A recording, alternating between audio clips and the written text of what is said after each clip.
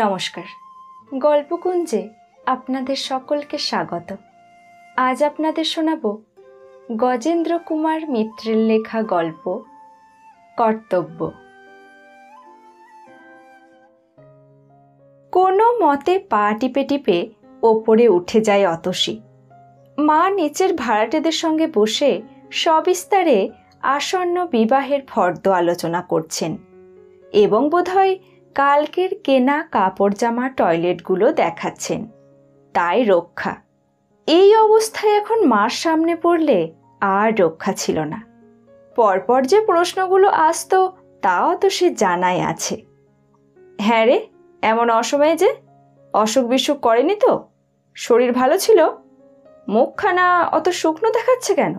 কই কাছাই তো দেখি, ইত্যাদি। অথচ এখন তার সঙ্গে দাঁড়িয়ে দাঁড়িয়ে ওইসব জবাবদিহি করার কথা ভাবতেও পারে না অতসী। সে সেই অবস্থাতেই যেন টলতে টলতে নিজের কোণের ঘরটায় গিয়ে শুয়ে পড়ল। ও যে কখনো বাইরের কাপড়ে বিছানায় বসে না, ভালো করে হাত পা না ধুয়ে ঘরে ঢোকে না, সে কথা ভুলেই গেল। পথে ঘাটে সাধারণ যানবাহন থেকে অসংখ্য রোগের বীজাণু কাপড় জামায় চলে আসে, এই ওর বিশ্বাস। ছাড়পোকা তো বটেই। কিন্তু আজ আর পারছে না সে। ক্লান্ত, অপরিসীম ক্লান্ত। এই ক্লান্তির যেন সীমা নেই, অবধি নেই। বিছানাটা যদি বিছানা না হয়ে মৃত্যুর অতল গহন হতো তাহলেই যেন খুশি হতো সে বেশি। আরও আরও ডুবে যেতে চায় সে, আরও নিচে। আর কখনো আর কোনো দিন জাগতে না হলেই যেন সে বাঁচে।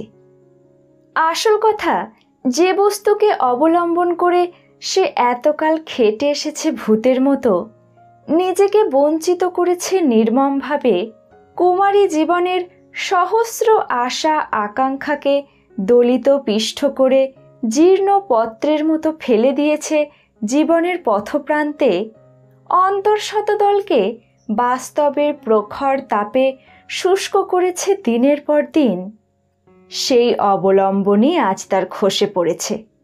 যেটাকে সে এতকাল ধরে মনে মনে সযত্নে লালন করে এসেছে আদর্শ বলে, জীবনের সার বলে জেনে এসেছে, আজ জেনেছে সেটা একেবারেই ভুয়ো, অন্তঃশ্বাস শূন্য। কর্তব্য। হ্যাঁ, এতকাল প্রাণপণে ওই একটি শব্দই জপ করে এসেছে সে।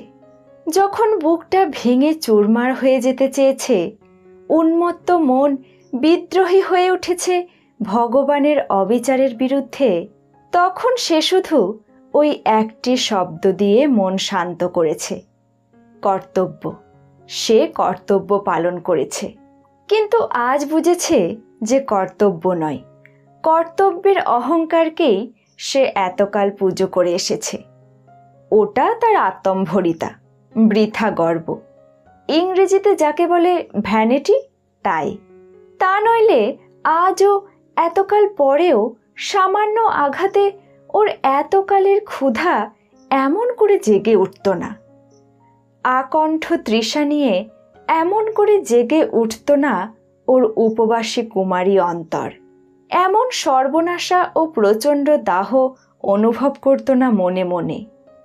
কর্তব্য পালন করছে বলে ওর অহংকারই তৃপ্ত হয়েছে শুধু এতকাল। ওকে সত্যি স্বার্থত্যাগ করতে পেরেছিল? সত্যিই কি নিজেকে নিঃশেষ করে দিতে পেরেছিল পরের সুখের জন্য? মিছে কথা। ঘরে বাইরে অজস্র বাহবা ও হাততালিতে স্তুতিবাদের নেশা লেগেছে ওর।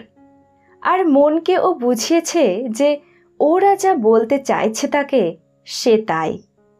আর হলোও তো দীর্ঘকাল। ভালো করে মনেই পড়ে না অতসীর কবে এ ভার নিয়েছে সে স্বেচ্ছায় নিজের কাঁধে তুলে। ওর বাবা যখন মারা যান তখন সে নিজেই ছোট, ক্লাস 8-এ পড়ছে। বিশু এবং আলপনা আরও ছোট। আলপনা তখন 4-5 বছরের মেয়ে। মনে আছে ওর মা দুঃখ করে বলেছিলেন, তুই যদি মেয়ে না হয়ে ছেলে হতিস তবু আশা থাকতো, যে 2 বছর পরেই রোজগার করে খাওয়াতে পারবি। এমন কপাল, জ্যেষ্ঠ সন্তান হলো কিনা মেয়ে। ওই যে বলে না, যে 8 হয় তার 70টি আগে মরে, আমার হয়েছে তাই। অত্যন্ত আঘাত পেয়েছিল অতসী সেদিন।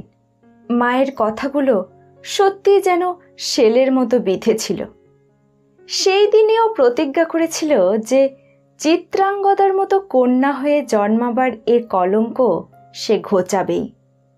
সেই হলো অহংকারের সূত্রপাত।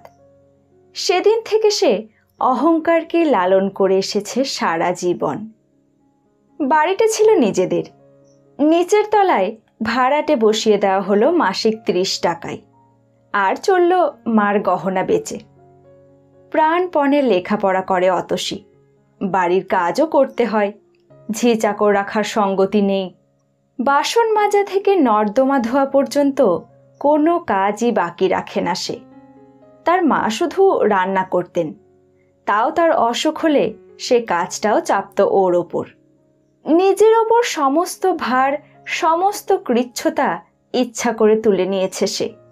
ছোট ভাই বোনদের কোনো ভাগ নিতে হয়নি। মনে হয়েছে, আহা, ওরা ছেলে মানুষ, অনাথ। আমি যে কষ্টটা পাচ্ছি জীবনে, ওরা না পায়। ওরই ফাঁকে সে ওদের পড়িয়েছে আবার, অবশ্য যতটা পেরেছে। এইভাবে নিজের বিশ্রাম থেকে অনেকখানি সময় সরিয়ে এনে পরিশ্রম করে গেছে দিনের পর দিন, মাসের পর মাস, একভাবে, অক্লান্তভাবে। সবাই ধন্য ধন্য করেছে, আঙুল দিয়ে দেখিয়েছে পথে ঘাটে। হ্যাঁ, মেয়ে বটে। ওর অহংকার চরিতার্থ হয়েছে। পাশও করেছে অতসী ভালোভাবেই। তারপর নিজেই চাকরি জুটিয়ে নিয়েছে সে। বাবার অফিসে গিয়ে দেখা করেছে বড় সাহেবের সঙ্গে। সমস্ত বিবরণ খুলে বলেছে তাকে। তিনি ওদের কিছু খবর রাখতেন। এখন ওর মুখে পূর্ণ ইতিহাস শুনে ওর মুখের দিকে চেয়ে তার প্রত্যেকটি বর্ণ সত্য বলে বুঝতে পেরে সেই দিনই তখনই চাকরি দিয়েছেন। বিজয়িনী অতসী বাড়ি ফিরে এসে মার ওপর প্রতিশোধ নিয়েছে সেই আঘাতের, এতকাল পরে। মেয়ে হওয়ার জন্য কিছু আটকায়নি তার। জ্যেষ্ঠের সব দায়িত্বই সে বহন করতে পেরেছে, আর করবেও চিরকাল। সেদিন সে কি আত্মতৃপ্তি ওর, কি অনির্বচনীয় আত্মস্ফীতি। তারপরে দীর্ঘকাল ধরে চলেছে সেই একটানা ইতিহাস। মাসে মাসে, ঋতুতে ঋতুতে, বৎসরে বৎসরে ও আবর্তিত হয়েছে সেই একই অহংকারের কক্ষপথে। ওর যুদ্ধ, ওর আত্মনিগ্রহ থামেনি সেখানে। প্রাইভেটে পড়ে ও আয়ে পাশ করেছে চাকরি করতে করতেই। তার সঙ্গে করেছে টিউশনি। এধারে অফিসে বিভাগীয় পরীক্ষা দিয়ে চাকরির ক্ষেত্রেও এগিয়ে গেছে অনেকটা। এর জন্য প্রাণপাত পরিশ্রম করতে হয়েছে ওকে। কিন্তু উপায় কি ছিল? সংসারের খরচা বেড়ে গেছে। ভাই বোনদের স্কুল কলেজের মাইনে জোগাতে হয়েছে, পড়ার রকমারি খরচা। বিশু পড়েছে হেয়ার স্কুলে, প্রেসিডেন্সি কলেজে।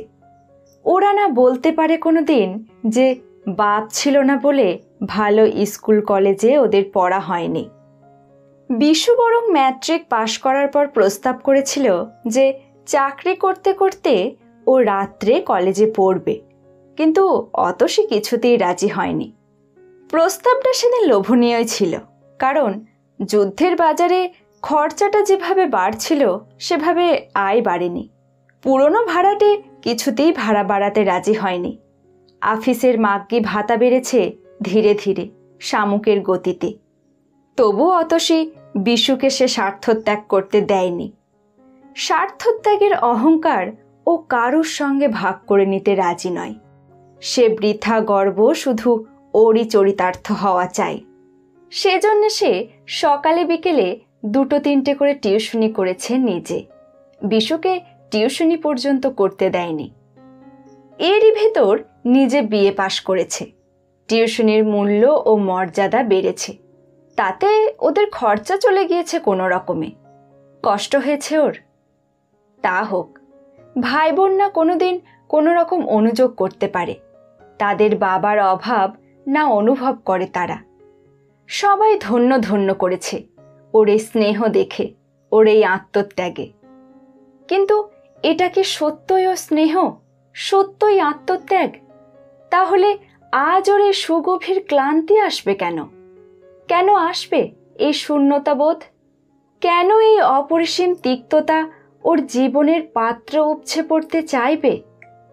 আজ বরং ওর আনন্দের দিন। আজ ওর জীবনের ব্রত সমাপ্ত হয়েছে। ভাই বোনেরা মানুষ হয়ে উঠেছে। ভাই বিশু বিএসসি পাশ করে সরকারি চাকরিতে ঢুকেছে। সুন্দর বলিষ্ঠ তার দেহ, সরল ঋজু তরুণ শালগাছের মতোই ঋজু তার চেহারা, তেমনি স্বাস্থ্য, দীর্ঘ দোহারা গঠন, মুখে চোখে স্বাস্থ্যের প্রাণের আনন্দের প্রাচুর্য। বিশুর দিকে রাস্তার লোকেও ঈর্ষিত হয়ে তাকিয়ে দেখে। তেমনই চরিত্রবান সে, ভদ্র নম্র আদর্শবাদী ছেলে।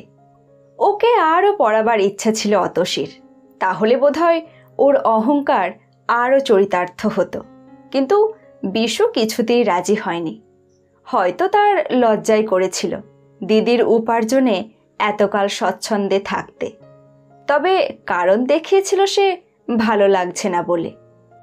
আলপনা বা আপু আয়ে পাশ করেছে, বিয়ে পড়বার কথা, কিন্তু তার আগেই এই বিয়ে ঠিক হয়ে গেল।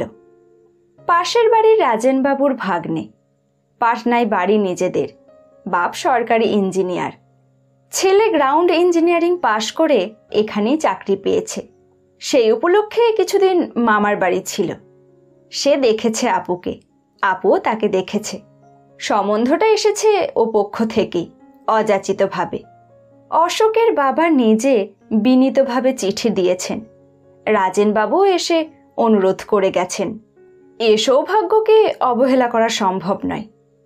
অতসী ক্ষীণ একটা প্রতিবাদ তুলেছিল বিয়ে পাশ করার অজুহাত দেখিয়ে, কিন্তু মা একেবারে অন্ন জল ত্যাগ করেছেন। বিশুরও অশোককে খুব পছন্দ। সবচেয়ে বড় কথা, আপুর মুখ শুকিয়ে গিয়েছিল অতসী আপত্তি করাতে। সুতরাং অতসীকে সে বাধা সরিয়ে নিতে হয়েছে। বিবাহ স্থির হয়ে গিয়েছে। আজ থেকে মাত্র 3টে দিন পরে বিয়ে। বাস্তবিকই আনন্দের কথা এটা। আপত্তিটাই বরং ছিল অনর্থক, অকারণ। অশোকের মতো পাত্র দুর্লভ, তপস্যার ফল। রূপবান, সচ্চরিত্র, কৃতি, অল্প বয়সী ও অবস্থাপন্ন। তার উপর 1 পয়সা ওরা নগদ নিচ্ছেন না। গহনার কথাও ওরা কিছু বলেননি। যা দিচ্ছে অতসী, স্বেচ্ছায় দিচ্ছে। বিবাহ স্থির হওয়ার পর থেকে আলপনার ফুলের মতো সুন্দর মুখ আরও সুন্দর হয়ে উঠেছে, আরও উজ্জ্বল হয়ে উঠেছে। আসন্ন সুখের আভাসে ঝলমল করছে সে। হ্যাঁ, আজ ওর আনন্দেরই দিন। কিন্তু অতসীরে কি হলো? অকস্মাৎ একি দমকা হাওয়া এসে ওর এতদিনের সযত্ন পালিত মহিরুহকে এমনভাবে কাঁপিয়ে দুলিয়ে গোড়াশুদ্ধ আলকা করে দিয়ে গেল। অথচ কারণটা কি এবং কোথায় তা এখনো খুঁজে পাচ্ছে না অতসী। কি তুচ্ছ উপলক্ষেই না ব্যাপারটা শুরু হলো। অশোকে জামা করাতে হবে, জুতোর অর্ডার দিতে হবে, সেজন্য অশোককে দরকার। ওরা যখন বলতে গেলে কিছুই চাচ্ছে না, তখন এই জিনিসগুলো ভালো দেখেই দেওয়া উচিত। তাছাড়া আপু যে ওর বড় আদরের, ফুলের মতো নরম, ফুলের মতোই নির্মল মেয়ে। ওর সেই এতটুকু ছোট্ট তুলতুলে বোনটি, তার বিয়েতে উৎসব সমারোহ করবারই কথা ওর। সারা কলকাতা শহরটা যদি উৎসবের চন্দ্রাতপে ঢেকে দিতে পারত তো খুশি হতো অতসী। সে ক্ষমতা নেই বটে, তবু যতটা সম্ভব কোনো খুঁত রাখবে না ও। কিন্তু অশোকের এসব ব্যাপারে বড় আপত্তি। তার বিষম লজ্জা কন্যাপক্ষের সঙ্গে দোকানে দোকানে মাপ দিয়ে বেড়াতে। বিশুকে 2 দিন পাঠিয়েছিল অতসী ওর কাছে। অশোক আসেনি। বিশুরও নতুন চাকরি, রোজ রোজ আগে বেরোনো সম্ভব নয় ওর। সুতরাং অতসী সেদিন এক কাণ্ড করে বসল। অফিস থেকে খানিকটা আগে বেরিয়ে শটান গিয়ে হাজির হলো অশোকের অফিসে। আপনাকে একটু কষ্ট করে আমার সঙ্গে যেতেই হবে অশোকবাবু। অশোক তো অবাক, এটা সে মোটেই আশা করেনি। তার কাছে অভাবনীয় সম্মান বলেই মনে হয়েছে। অত্যন্ত নার্ভাস হয়ে সে গলার কাছে টাইটার বাঁধন আলগা করার একটা চেষ্টা করতে করতে বললে, নিশ্চয়ই যাব, কিন্তু এর কি দরকার ছিল বলুন তো? ছি, আপনি নিজে কষ্ট করে এই এত দূর, আপনারা সব পাগল এক একটি। এমন জানলে আমি কাল বিশুবাবুর সঙ্গেই। না, এ বড় অন্যায় হলো। বিব্রত অশোকের দিকে অতসী চেয়েছিল বোধহয় একটু মুগ্ধ নেত্রেই। সুন্দর মানাবে আপুর সঙ্গে, কিন্তু বিলিতি পোশাকে বাঙালির ছেলেকে এত মানাতে দেখাই যায় না বড় একটা।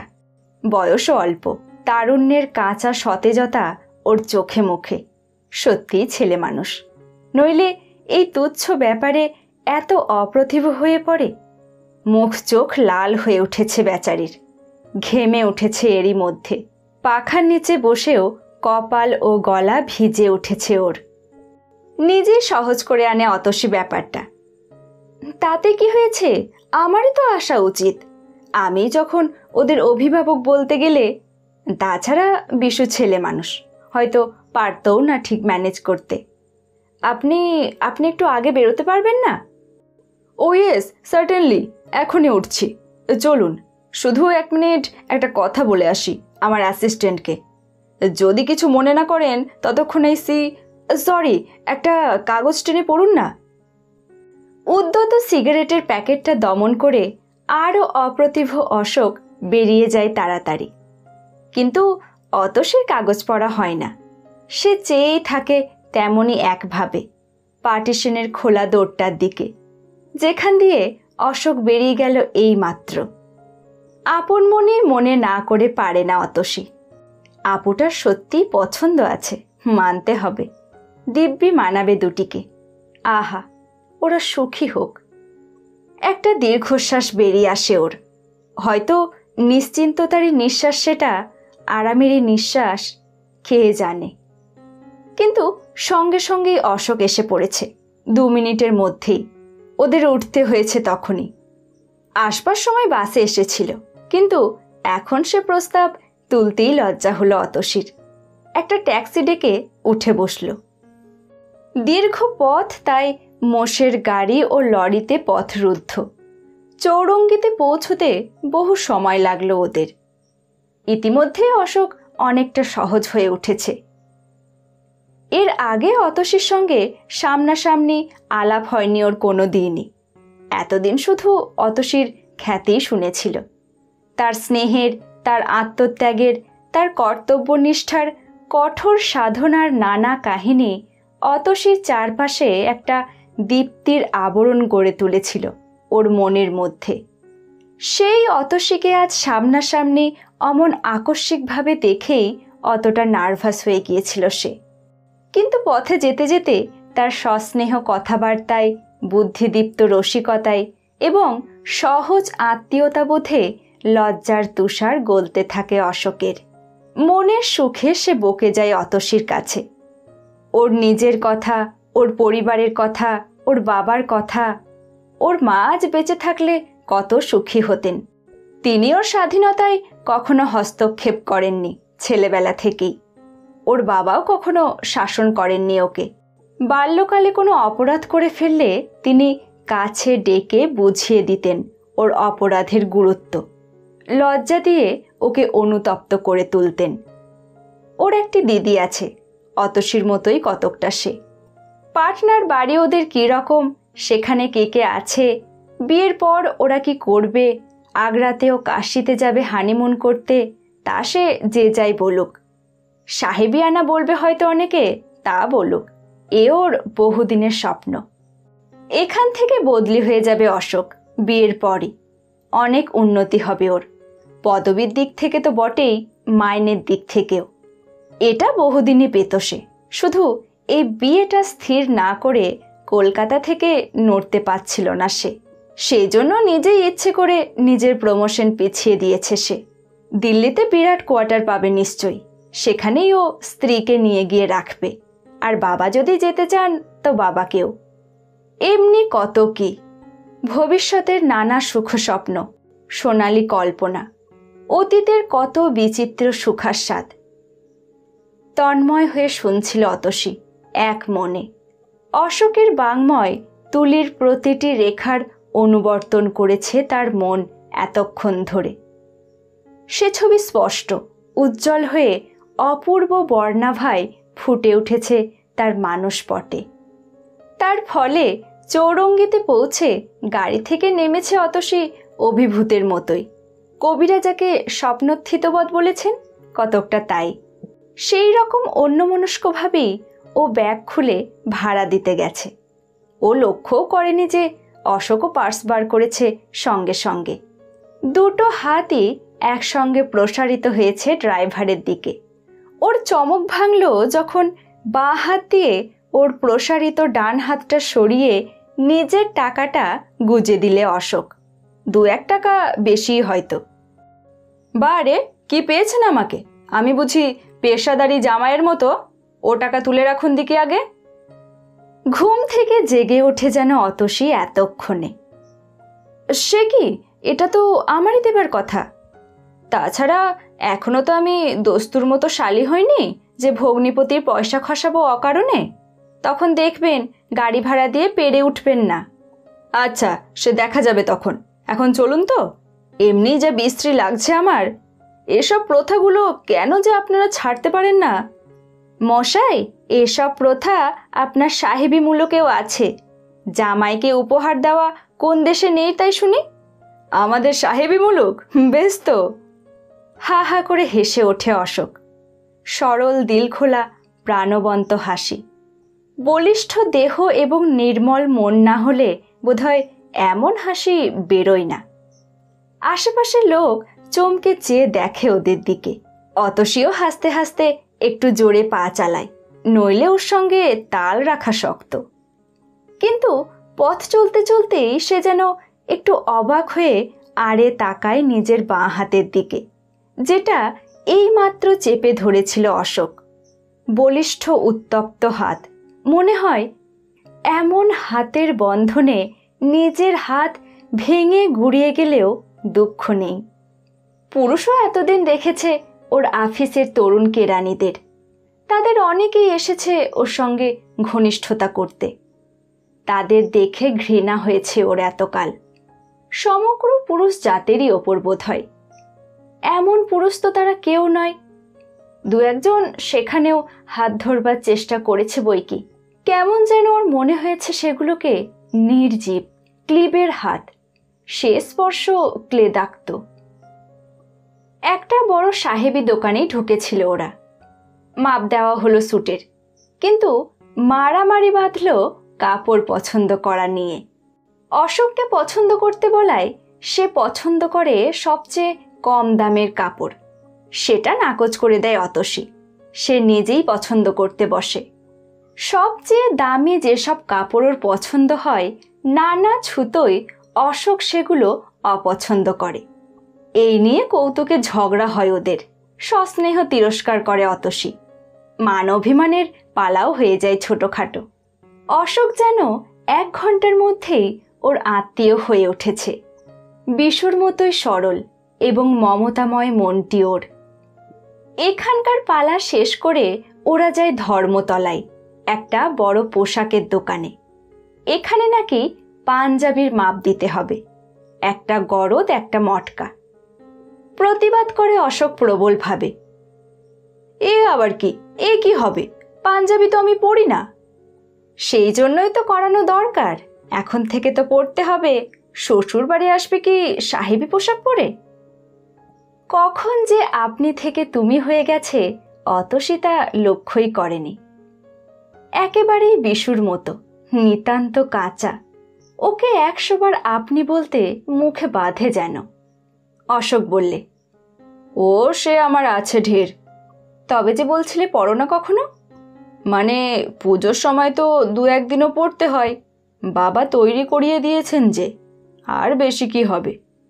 আচ্ছা আচ্ছা, হয়েছে, আর পাকামো করতে হবে না। সুবোধ বালকের মতো মাপটা দাও দেখি। ধমক দেয় অতসী। অশোক হতাশভাবে হাল ছেড়ে দেয়। নিন মাপ যত খুশি, যেমন ভাবে খুশি। কাপড় পছন্দ করতে গিয়ে অতসী সবচেয়ে দামি কাপড়ই পছন্দ করে। এতটা ওর কল্পনা ছিল না আগে। এস্টিমেটের অনেক বেশি পড়ে যায়, কিন্তু কোনো মতেই সবচেয়ে যা সেরা জিনিস তাছাড়া ও পছন্দ করতে পারে না। এমন ছেলে ওর ভগ্নিপতি হতে যাচ্ছে, ওর আপুর বর। তাকে সর্বশ্রেষ্ঠ ছাড়া অন্য কোনো জিনিস দিতে ওর মন চায় না। বারবার অনুযোগ করে অশোক। আপনি এ কি পাগলামি করছেন বলুন তো? কত খরচ করছেন আপনি? এত দামি জামা কি আমার পরা সাজে? এ কি কাণ্ড! অতসী কিন্তু হেসেই ধমক দেয়। আচ্ছা আচ্ছা, হয়েছে। তুমি যে আমার আপুর বর, তোমার চেয়ে শ্রেষ্ঠ ধনী আমার কাছে কে আছে? আমার সেরা মণি যে তোমার হতে যাচ্ছে। তারপর গুনগুন করে আপন মনেই আবৃত্তি করে, কতকটা খাপছাড়া ভাবেই। মা গো, রাজার দুলাল চলি যাবে মোর ঘরের সুমুখ পথে, বক্ষের মনে ফেলিয়া না দিয়া রহিব বল কি মতে।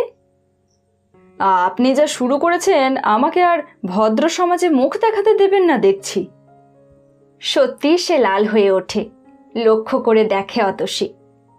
সুগৌর সুন্দর মুখে যেন কে আলতা ঢেলে দিয়েছে। কলারটা ভিজে উঠেছে ঘামে। ঘন ঘন মুছেও ললাটটা শুষ্ক থাকছে না। একটু যেন নির্লজ্জভাবেই চেয়ে থাকে অতসী। মনকে নিজের অবচেতনে বোঝায় যে এটা ওর নিছক কৌতূহল। যার ওপর ওর বোনের সারা জীবনের সুখ দুঃখ নির্ভর করছে, তার সম্বন্ধে এ কৌতূহল খুবই স্বাভাবিক। রাস্তায় বেরিয়ে অশোক বলে, এতক্ষণ আমাকে দিয়ে যা খুশি করিয়েছেন, নাকে দড়িয়ে দিয়ে ঘুরিয়েছেন, এইবার আমি খানিক ঘোরাবো। শঙ্কিতভাবে অতসী বলে, সে আবার কি? কোথায় নিয়ে যাবে? চলুন কোনো ভদ্র জায়গা দেখে চা খেয়ে আসা যাক। না না, ওসব কোনো কথা শুনবো না। অতসী রীতিমতো বিপন্ন হয়ে ওঠে। এই প্রস্তাবটা তো আমারই করা উচিত ছিল, কিন্তু তুমি আমার অতিথি, মনে থাকে যেন। না, বেশ দৃঢ় কণ্ঠে উত্তর দেয় অশোক। সে যখন সম্বন্ধ পাকা হবে তখন। এখন আমি পুরুষ মানুষ, আপনার অতিথি হয়ে খাবো কেন? এখন আপনি আমার অতিথি। এই ট্যাক্সি? আবার ট্যাক্সি কি হবে? একটা ভালো জায়গায় যেতে হবে তো, এখানে কোথায় খাবো? ট্যাক্সিতে বসে যেন এলিয়ে পড়ে অতসী। সেই ওর প্রথম ক্লান্তির সূত্রপাত। সেদিকে চেয়ে চেয়ে একটু যেন অনুতপ্ত কণ্ঠেই অশোক বলে, বড্ড ক্লান্ত হয়ে পড়েছেন না? দেখুন তো, মিছিমিছি একই ছুটোছুটি, এমন জানলে। না না, ক্লান্ত টান্ত বাজে কথা, আজ খুব ভোরে উঠেছিলুম তাই। জোর করে সোজা হয়ে বসল অতসী। আহা, তাই বলে উঠতে কে বললে? বেশ তো ততক্ষণ একটু শুয়েছিলেন। তারপরে ছেলে মানুষের মতো হঠাৎ বলে ফেললে, আপনি ওই রকম অবসন্নভাবে পড়েছিলেন, পেছনের গদিতে হেলান দিয়ে পশ্চিমের রাঙা আভাটা এসে পড়েছিল মুখে। বেশ দেখাচ্ছিল কিন্তু, ঠিক যেন কোনো বড় আর্টিস্টের আঁকা ছবির মতো। ও আবার কি অসভ্যতা! ওসব কমপ্লিমেন্ট বুঝি আমাকে দিতে আছে? ভ্রুকুটি করে অতসী। কিন্তু কতটা লজ্জায় আর কতটা সত্যিকারের আনন্দে ও লাল হয়ে ওঠে তা বলা শক্ত। মাপ করবেন, কিন্তু আমি ঠিক অতটা ভেবে বলিনি সত্যি। নিরর্থক কমপ্লিমেন্ট দেওয়া আমার স্বভাব নয়। যখন যা মনে আসে বলে ফেলি, এই আমার দোষ। লজ্জিত হয়ে ওঠে অশোক রীতিমতো। ততক্ষণে পার্ক স্ট্রিটের একটা সাহেবী রেস্তোরাঁর সামনে এসে পড়েছে ওদের গাড়ি। পর্দা ঘেরা একটা ছোট্ট ঘরে গিয়ে বসে অশোক পেস্ট্রি আর চা ফরমাশ করলে, নিজের জন্য এক কাপ কফি। অতসী বললে, আমি কিন্তু চা ছাড়া আর কিছু খাবো না, আগে থাকতেই বলে রাখছি। ওই বড় আপনাদের কুসংস্কার, মেয়ে ছেলের খিদে পেলেও স্বীকার করতে নেই। এমন কথা কে আপনাকে শিখিয়েছে? খেতে কিছু হবেই, এদের কেক পেস্ট্রি খুব বিখ্যাত, বরং আর এক প্লেট স্যান্ডউইচ আনাই। সত্যই ক্ষুধার্ত হয়ে পড়েছিল অতসী। খেতে খেতে অনেকটা সুস্থ হয়ে ওঠে। জোর করে খানিকটা কফিও খাওয়ায় অশোক।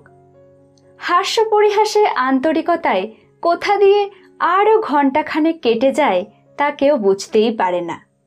ওরা যখন রেস্তোরাঁ থেকে বেরোয় তখন সন্ধ্যা উত্তীর্ণ হয়ে গেছে। বেরিয়ে এসে অশোক বললে, আমি কিন্তু বাড়ি পৌঁছে দিতে পারবো না, আপনাকে একাই যেতে হবে। মুখ টিপে হেসে অতসী বলে, কেন? হ্যাঁ, এখন ওপাড়ায় গেলে লোকে কি বলবে, সে আমি পারবো না। ছেলে মানুষের বেহদ্দ যেন অশোকটা। আচ্ছা, তাই হবে। কাল কিন্তু আমার অফিসে এসো ঠিক সময়ে। সে আবার কি, কেন? বাহ, জুতোর মাপটা যে দিতে হবে। সে যা হয় করবেন, কাগজে এঁকে দেবো এখন বিশুবাবুকে। না না, সে হয় না, কাল একবার আসতেই হবে, দৃঢ় কণ্ঠে বলে অতসী। আসতেই হবে? আচ্ছা, তা না হয় আসবো। মন্দ নয়, মানুষটা আপনি ভালোই। মন্দ কাটলো না আজকের বিকেলটা। শালি ভাগ্য আমার ভালোই দেখছি। আবার? আচ্ছা আচ্ছা, ট্যাক্সি ডেকে দেব? না, অত পয়সা সস্তা নয় আমার, বাসেই ফিরব। একটা বাসে উঠে পড়ে চেঁচিয়ে বলে, 4:30-র মধ্যে মনে থাকে যেন। বাড়ি ফিরতে সবাই হৈ হৈ করে উঠল। এত দেরি যে? আলপনার গালটা টিপে দিয়ে বললে অতসী, পোড়ার মুখে তোর বরের সঙ্গে ঘুরছিলাম যে। সে কি? আরে, তাকে পেলে কোথায়? বিশু চেঁচিয়ে ওঠে, তুই তো পারলি না, আমি গিয়ে তাকে অফিস থেকে ধরে এনে পোশাক আর জামার মাপ দিয়ে এলুম। কাল এসে জুতোর মাপও দিয়ে যাবে। তাই নাকি? কংগ্রাটস! তুমি তো দিদি সব বিষয়ে সাকসেসফুল। তোমার এফিসিয়েন্সি বিয়ন্ড ক্রিটিসিজম। সবাই হৈ হৈ করতে থাকে কিছুক্ষণ ধরে। পরের দিন একটু যেন বিশেষ করেই প্রসাধন করে অতসী। আগুন রঙের শাড়িটা পরে অনেকদিন পরে। ওর উজ্জ্বল গৌরবর্ণের সঙ্গে শাড়ির এই রংটা ভারী সুন্দর মানায়। যত্ন করেই চুল বাঁধেও। মনকে বোঝায়, হাজার হোক নতুন কুটুম, কাল যা ছিঁড়ির পোশাকে গিয়েছিল মোর সামনে, লজ্জা করে যেন। অফিসে বেরোবার সময় ঠিক সিঁড়ির মুখে মার সঙ্গে দেখা। মা যেন একটু অবাক হয়ে চেয়ে থাকেন ওর দিকে। তার দৃষ্টির অর্থ বুঝতে না পেরে অতসী প্রশ্ন করে, কি মা? একটা কথা বলবো? বলো না। বলছিলুম কি, আপুর বিয়ে হয়ে গেল, বিশুরও যা হোক হিললে হলো, আর কেন, এবার তুইও বিয়ে থা কর। হ্যাঁ, এই বুড়ো বয়সে। কি যে বলো মা! ও মা, বুড়ো কি বল? এরই মধ্যে তুই বুড়ো হলি? তোর চেয়ে ঢের বেশি বয়সে কত মেয়ে আজকাল বিয়ে করছে। কি সুন্দর তোকে দেখাচ্ছে আজ, বল দেখি, ঠিক যেন লক্ষ্মী ঠাকরুনটি। তোমার মা ভীমরতি হচ্ছে যেন দিন দিন। অতসী রাগ করে বেরিয়ে যায়। ওর বেশভূষা দেখে অফিসেও অনেক সহকর্মী ঠাট্টা করে। ব্যাপার কি মিসেস সেন, আজ যে দিগ্বিজয়ে বেরিয়েছেন মনে হচ্ছে, এত সাজ কিসের? অতসীও তীক্ষ্ণ কামড় দেয় ওর উত্তরে। অফিসের দিক জয় করার জন্য অন্তত নয়, সেজন্যে আর বিশেষ সাজগোজের দরকার আছে কি? যুদ্ধযাত্রার আগে তো সারেন্ডার করতে চাই। অত আবর্জনা জড়ো করে রাখার জায়গা নেই বলেই তো বন্দি গ্রহণ করিনি। বিজয়িনী সবাইকে উপেক্ষা করে চলে গিয়েছি। আজও যারা আশা রাখে ওর সম্বন্ধে, তাদের মুখ কালো হয়ে ওঠে। বিবাহিত একজন বলে, তবে উপলক্ষটা কি? আজ যে আমার বোনায় আসবে অফিসে, নতুন হবু ভগ্নিপতি, বেশভূষাটা তারই জন্যে। নিজেই হালকা করে দেয় কথাটা। অশোক আজ সতর্ক হয়েছিল বলে মুখে কিছু বললে না, কিন্তু অতসীর দিকে চেয়ে ও দৃষ্টিতে যে প্রশংসা ফুটে উঠল, তাতেই না বলা ভাষার সে স্তুতি অতসীর মনে পৌঁছে গেল। সে প্রস্তুত হয়েই ছিল ওকে দেখেই চলো বলে উঠে এলো ব্যাগটা নিয়ে। জুতোর মাপ দেওয়ার কাজ সামান্যই, সেটা সারা হয়ে গেলে অতসী বললে, আজ কিন্তু আমার চা খাওয়ার পালা, আজ না বললে শুনছি না। আমি বলবও না, আমি তো স্ত্রীলোক নই, সত্যি আমার খিদে পেয়েছে। হোয়াইট ওয়ের দোতলায় গিয়ে বসে ওরা জানলার ধারে সামনাসামনি। তখন প্রায় বন্ধ করার সময় হয়ে এসেছে, খুবই নিরিবিলি। অফিসের ছুটির সময়।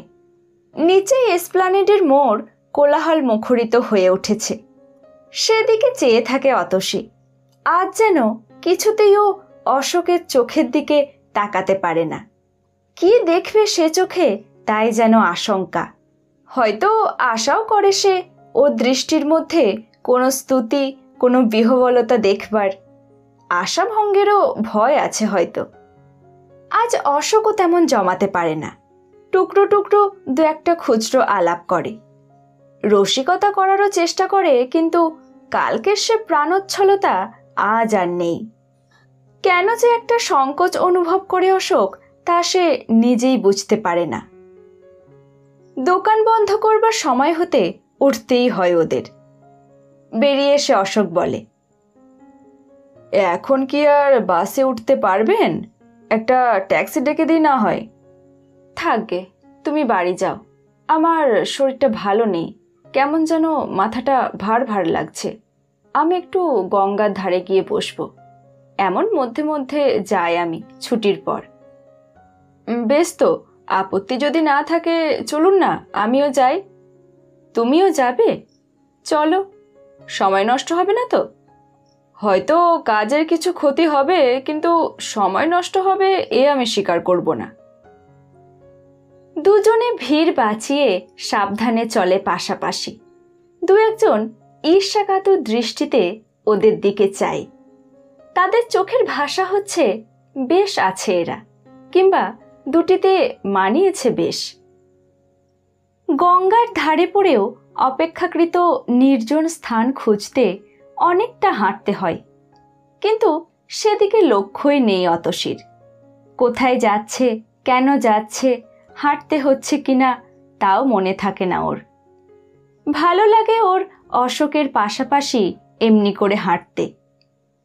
পথটা যদি শেষ না হতো। আবার কিসের একটা আশঙ্কায় যেন বুকও কাঁপে ওর। মনের মধ্যে কে যেন বলে, ভালো না, ভালো না, এ ভালো না। অথচ সেই অন্তরিক্ষবাসীর সতর্কবাণীর সঙ্গে জেদ করেই যেন অতসী এগিয়ে যায়। একটা নিদারুণ অভিমান ওর মনে, সেই সঙ্গে অসহায় একটা স্পর্ধা। অবশেষে একটা গাছের গোড়ায় খানিকটা নিরিবিলি অথচ পরিষ্কার জায়গা পাওয়া যায়। ঘেঁষাঘেঁষি বসে ওরা। দু একজন মাল্লা প্রত্যাশা দৃষ্টিতে চায়, কিন্তু নৌকোয় উঠবার উৎসাহ ওদের কারোরই নেই। খানিকটা চুপ করে বসে থেকে অশোক বললে, আচ্ছা, একটা কথা জিজ্ঞেস করবো আপনাকে। করো না। অতি কষ্টে যেন উচ্চারণ করলে অতসী। ওর বুকটা বড্ড বেশি কাঁপছে আজ। আচ্ছা, আপনি আগে বিয়ে না করে ছোট বোনের বিয়ে দিচ্ছেন কেন? হঠাৎ এ প্রশ্ন কেন? কণ্ঠস্বর তীক্ষ্ণ হয়ে ওঠে। না, এমনি। খানিকটা চুপ করে থেকে অতসী বললে, তুমি তো আমাদের সব কথাই শুনেছ। এতদিন বিয়ের কথা ভাববার অবসরই পাইনি, তার আগেই তো তোমাদের বিয়ের কথা উঠল। তাহলে এইবার করবেন তো? ও কথার কি এই অর্থ হয়? তিরস্কারের সুর অতসীর কণ্ঠে। না, তা নয়, বিয়ে করা আপনাদের উচিত। কেন উচিত? উত্তর দিতে পারে না অশোক, বিব্রত হয়ে ওঠে। অতসী বলে আবার, এখন আর বিয়ের কথা ভাবা সম্ভব কি? আমাকে সঙ্গিনী করে জীবনে সুখী হতে চাইবে এমন নির্বোধ লোক বোধহয় আর নেই। সে কি, আপনাকে পেলে সৌভাগ্যবান মনে করবে নিজেকে। পুরুষের পক্ষে সেইটাই তো স্বাভাবিক। ওটা তো কমপ্লিমেন্ট তোমার। আবার সেই কথা, বলেছি তো অকারণ কমপ্লিমেন্ট দেওয়া আমার অভ্যেস নেই, সত্যি কথাই বলছি।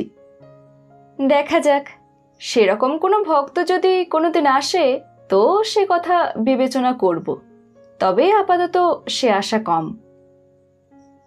দুজনেই আবার চুপচাপ বহুক্ষণ। সন্ধ্যা ঘনিয়ে এসেছে।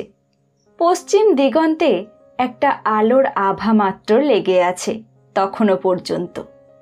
পিছনে দূর রাস্তায় বিজলি বাতি জ্বলে উঠেছে সারসার। সবটা জড়িয়ে যেন একটা আলো আঁধারির মায়া।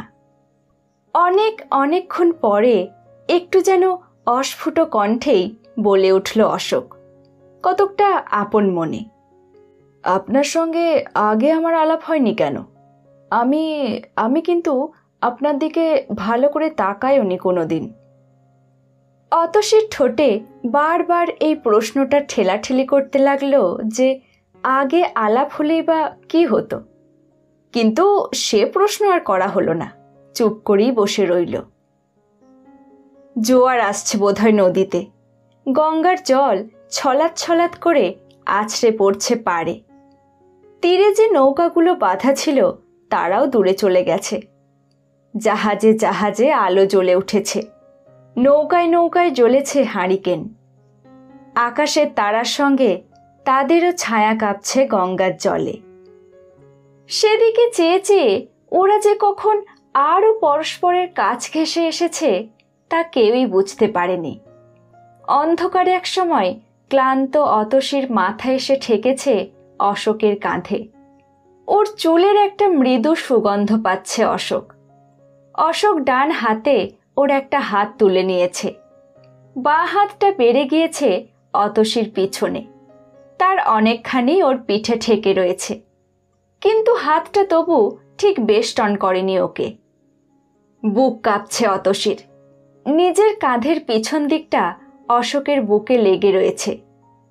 তাতে বেশ বুঝতে পারছে অতসী যে অশোকেরও বুকের স্পন্দন দ্রুত থেকে দ্রুততর হয়ে উঠছে।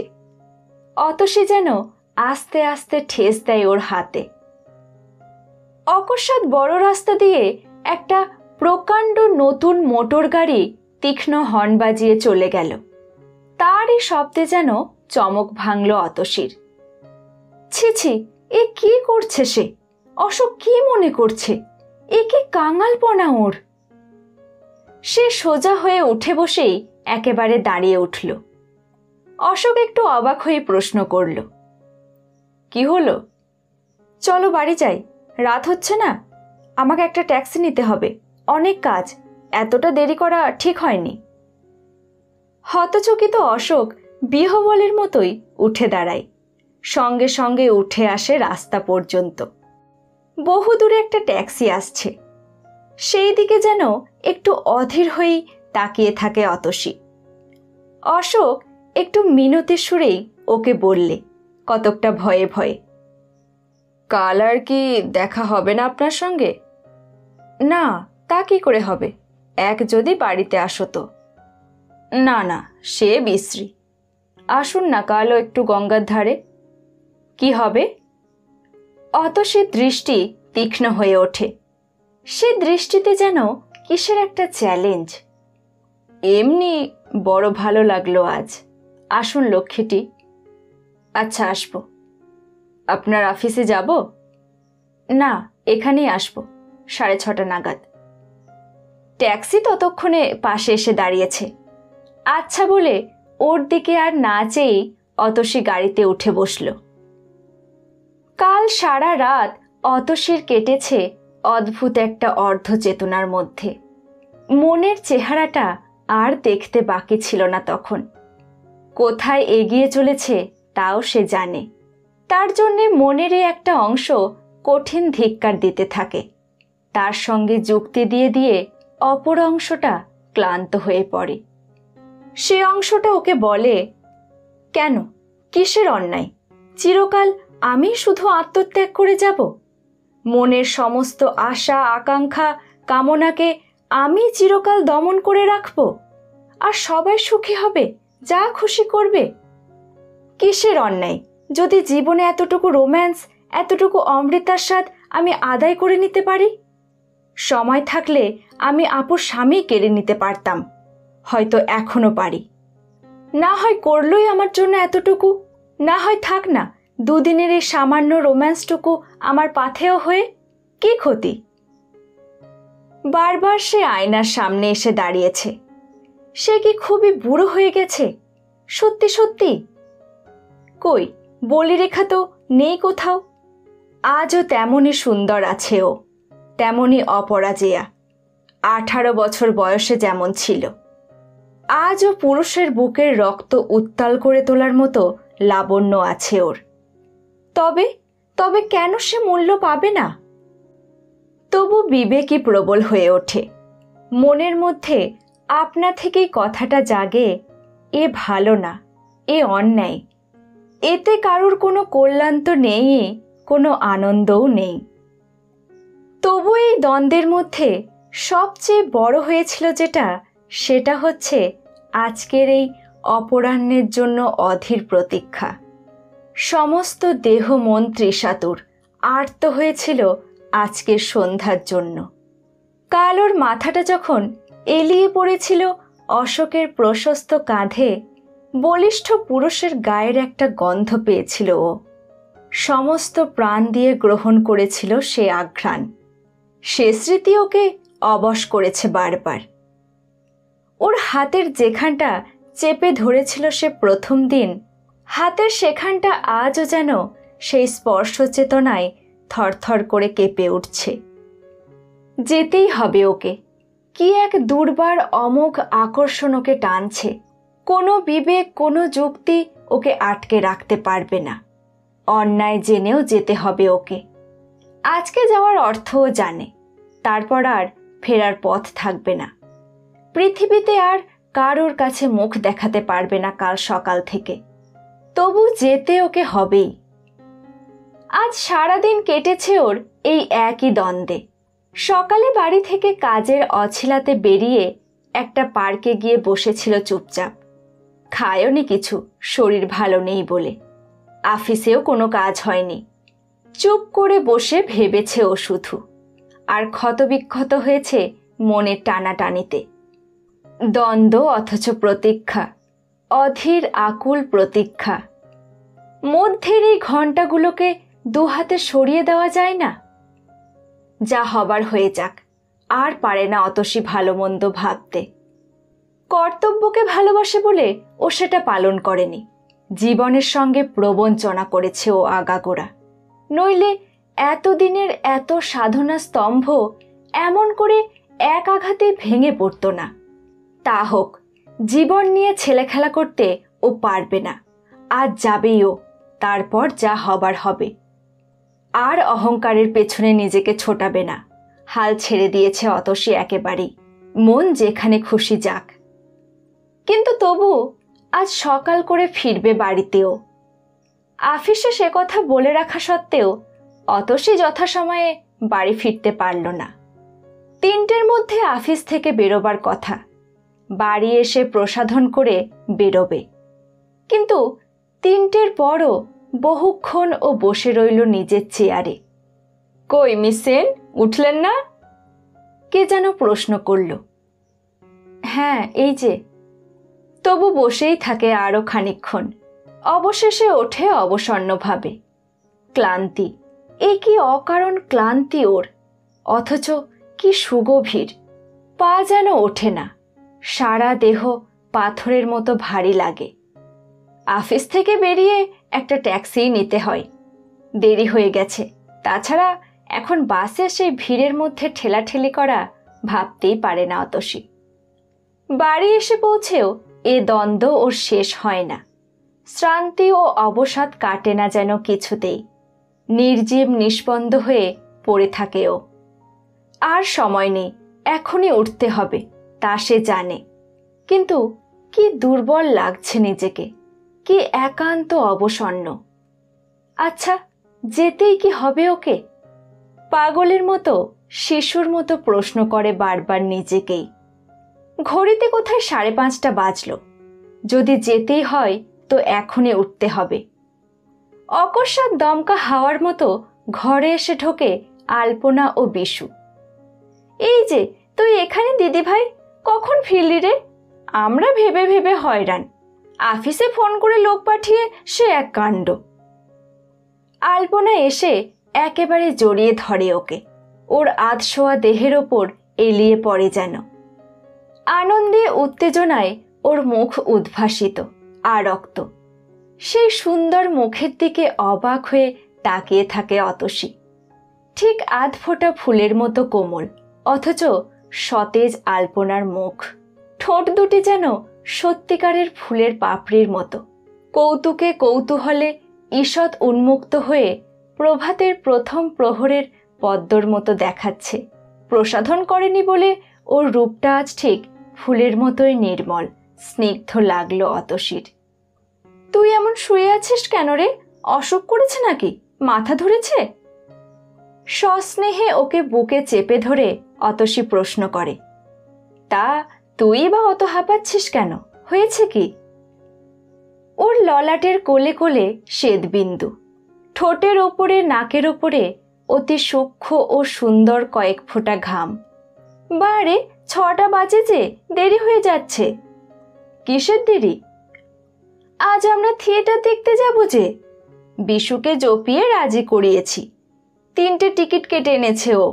শিশির ভাদুরীর থিয়েটার, কখনো দেখিনি। কোথায় নিয়ে যাবে দিল্লি মিল্লি, একবার দেখে নি। টিকিট কাটা হয়ে গেছে একেবারে? ওই তো। বিশুর দিকে আঙুল দিয়ে দেখিয়ে দেয়। বিশুর হাতেই রয়েছে 3টে টিকিট। বিশু দাঁড়িয়ে আছে বিছানার পাশে, দীর্ঘ ঋজু দেহ, একটু ঝুঁকে আছে ওরই বিছানার ওপর। মুখে তার কৌতুকের হাসি, নতুন ওঠা শালগাছের মতোই সরল ও সতেজ। কি সুন্দর দেখাচ্ছে বিশুকে। আপুর মুখ ওর মুখের সামনেই বিকশিত হয়ে আছে যেন। নরম সুন্দর, সর্বপ্রকার মালিন্য লেশশূন্য সে মুখ। যৌবনের সমস্ত আশা আকাঙ্ক্ষা সার দিয়ে ওর জীবনলতায় এই দুটি ফুল সযত্নে ফুটিয়েছে ও।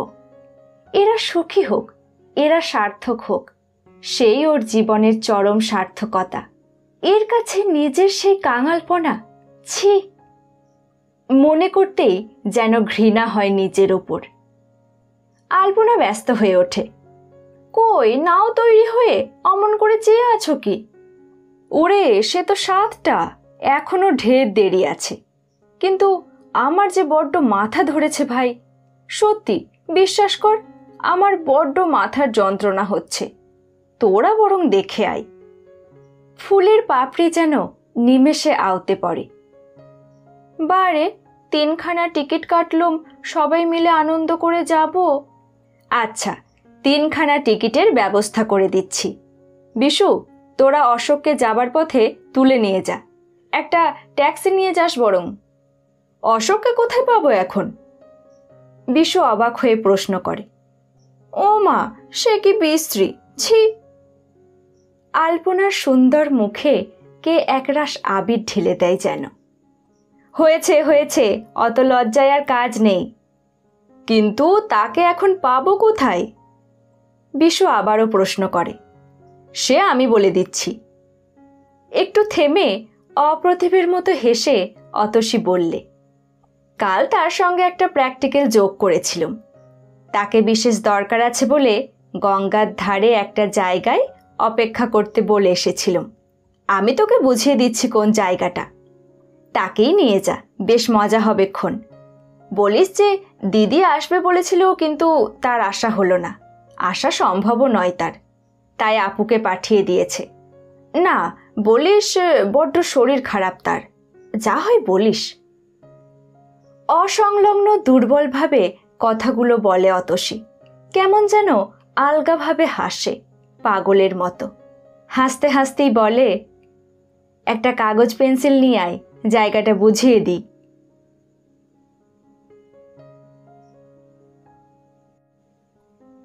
ধন্যবাদ। গল্প পাঠ ভালো লাগলে গল্পকুঞ্জ চ্যানেলটিকে সাবস্ক্রাইব করে আমাদের সঙ্গে থাকুন।